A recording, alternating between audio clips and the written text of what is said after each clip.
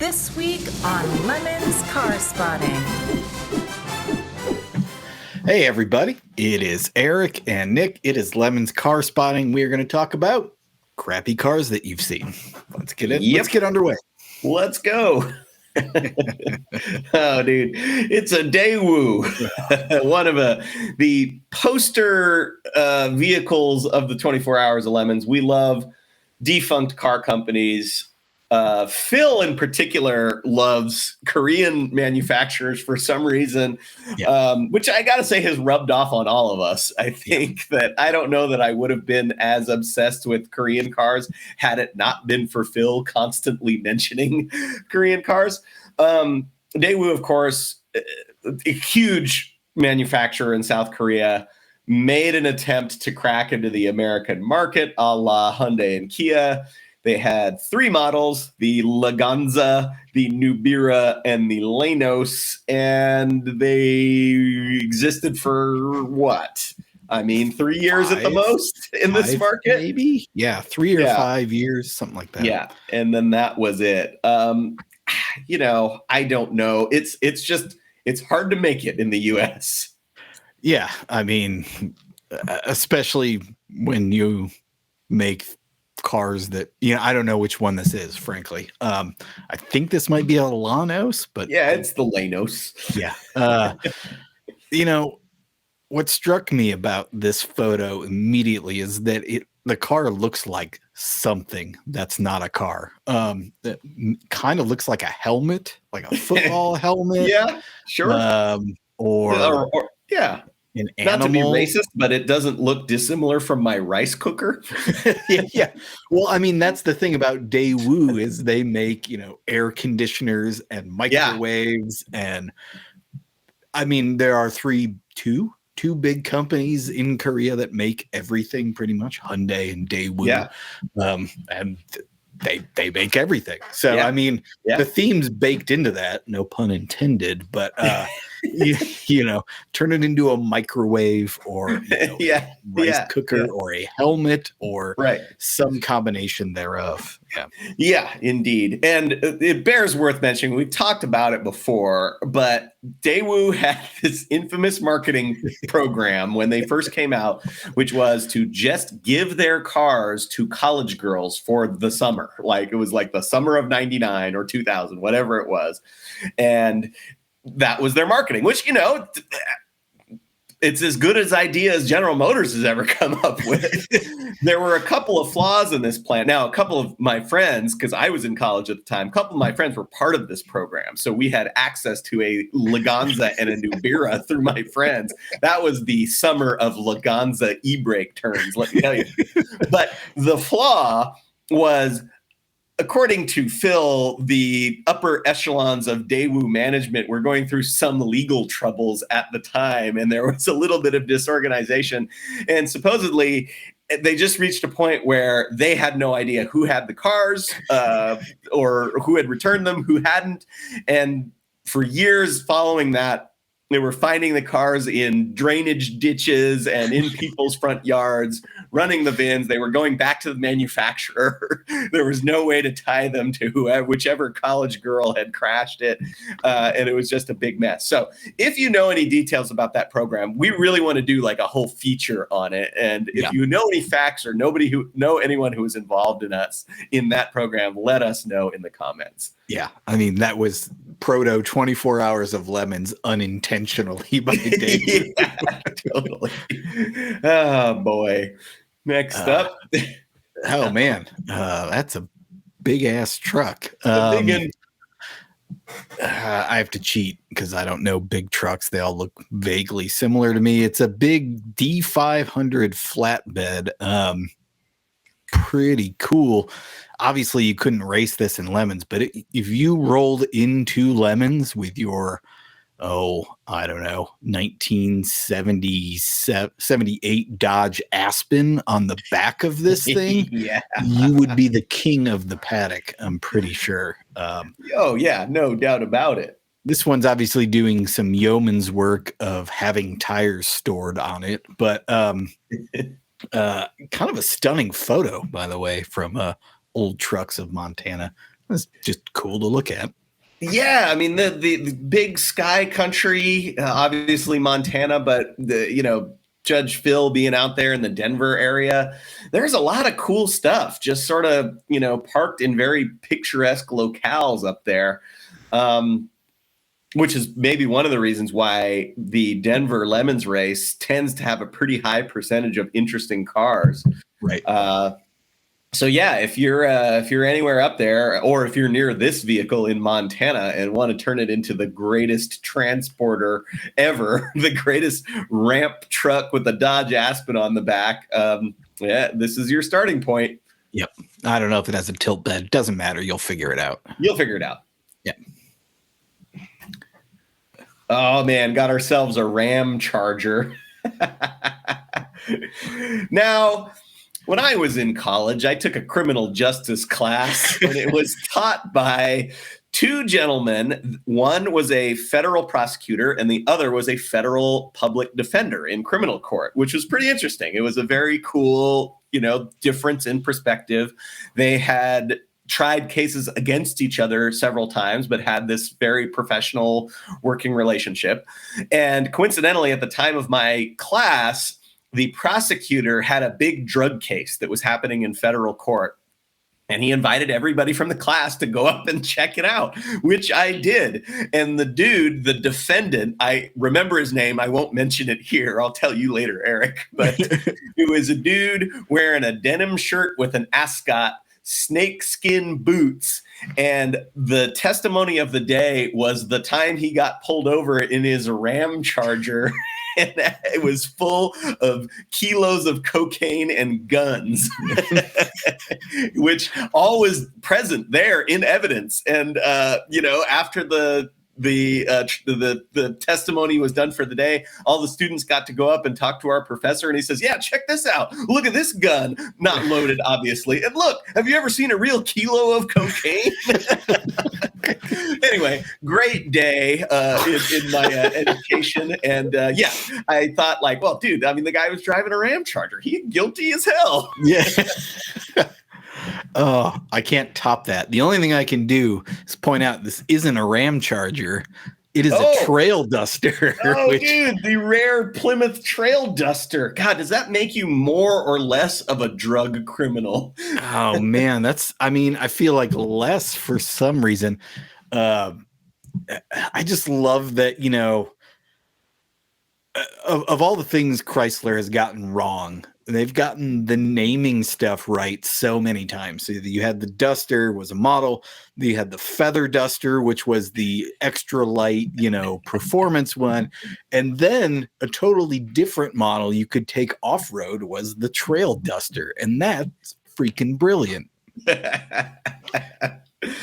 Oh, yeah. Dodge, they're just right on that border of great and terrible ideas, which really makes them a perfect brand for lemons. Yeah, totally. Man. Mid-century Chevy. It's got to have a flathead straight six, right? I don't think likely. Yeah, sure. Yeah. Man, this one's been sitting for a minute, I would say, out in the back 40 in Alberta, Alabama, from a Best Toolbox, by the way. Says it's 49 fleet line. Sure. I don't know my, sub models very well, but, looks like 1949. It's rounded in the right places, has what used to be chrome everywhere. And has the split windshield that's probably mostly flat.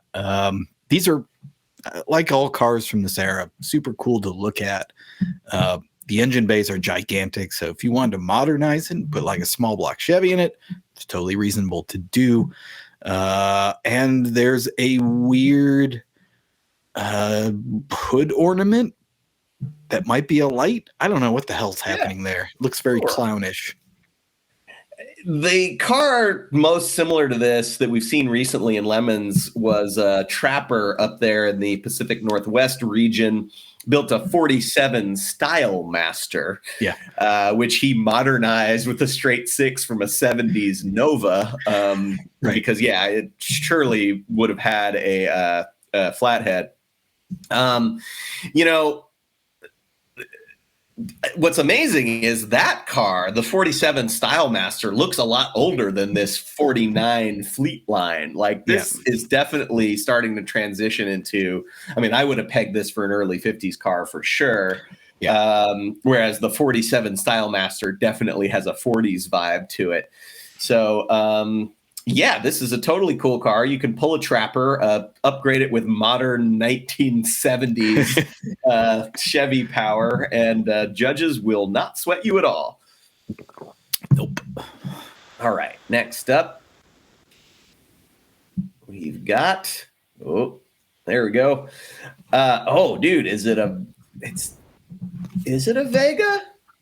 It is not a Vega. I mean, it is, but it isn't. Yeah, it's the Pontiac version of the Vega. What's that called? It's the Astra. The Astra, right? But with an E, so it's not the Opel. Oh yeah, Ashtray. Ashtray. So did they sell that here? Yep. Yeah, they did. What do you know? Yeah. I mean, well. The little the little two-door Vega wagon, obviously a perennial favorite of anybody associated with Lemons. Cool looking, terrible in every other way. If you step up and get the Pontiac version, that's extra cool points. This one's got like some slot mags and looks like some bigger tires in the back. I don't know. It's a pretty tough looking little machine. Yeah, I mean, what happened with most of these is, you start with the fact that General Motors tried to design an overhead cam engine in-house, and that went not well. So most of these have probably been swapped out for something if they're still on the street. So probably a small block Chevy or something like that. Lots of V8s in these, Then you got your street machine that was noted for being porous once a little bit of water got into it. So it's really great to put a big motor in these and then, drive around in a car with absolutely no crash protection whatsoever. Which is to say you should put a roll cage in it and take it racing because it'll be much safer than driving it around to the Walmarts. Indeed. Yeah. All right. Last car for the week. Oh, dude. Man. I only know what this is because we had one of these on a Lemons rally recently, and it is the Mitsubishi Expo LRV, where LRV stands for Light Recreational Vehicle. Famously also the Dodge Colt Vista and something else. Eagle Summit wagon. There was an Eagle. Yeah, there was an Eagle version of this. Yeah. So, I mean, we talked a few episodes ago about, body styles, cars that don't exist anymore, like the entry level 2-door, not hatchback, this is the minivan, lasted like 5 years in the American market. You had the Stanza wagon, the Civic wagon, and then you had this, which was the Mitsubishi version of that, 4G15, I think, which means if you wanted to take one in Lemons racing, you could put the famous, probably slightly less worse 4G63 in it. Actually, it might have the, it doesn't matter. None of this matters. The technical parts don't matter. It is a minivan of limited utility. Mitsubishi built it. This one's had the back window, quote unquote, fixed permanently. Yeah, kind of great. These things are awesome in their own very specific way, I would say. Yeah, I mean, any genre, complete genre, let alone model of car that doesn't exist anymore is an excellent choice for Lemons for sure. Yeah. I guess this is probably replaced by like the Nissan Kicks level of compact SUV. I know it is, and it's just such not an improvement. God, I've been seeing. And then there's a house down the way that's getting some work done, and one of the dudes working on the house has a Kicks, and it's so depressing. Yeah. Oh, dude. Cool. Tall Versa hatchback isn't really doing anybody any favors. No. Well, I mean, if we were going to talk about Hoopty, this is a pretty good place to begin the conversation. The Astra that's missing half of its bumper, probably in that conversation too. But I'm going to go with the drug machine and the Plymouth Trail Duster that has lived a hard life and was put up wet, I would say, just taking a look at it with all the glass removed. This thing's done some living, I would say. Yep. Just be wary if you buy this car of possible federal charges that could be headed your way. Yeah. But otherwise, don't disagree. Well, I've got the Lemons build, and definitely a car we've never seen before, and one that's cool, the Pontiac Astra.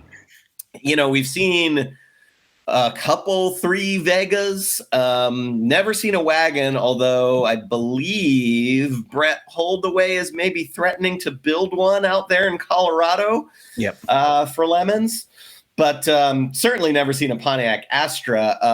Like Eric said, engine swaps are common, necessary, and welcome for something like this. I would suggest, the V8 is the obvious choice.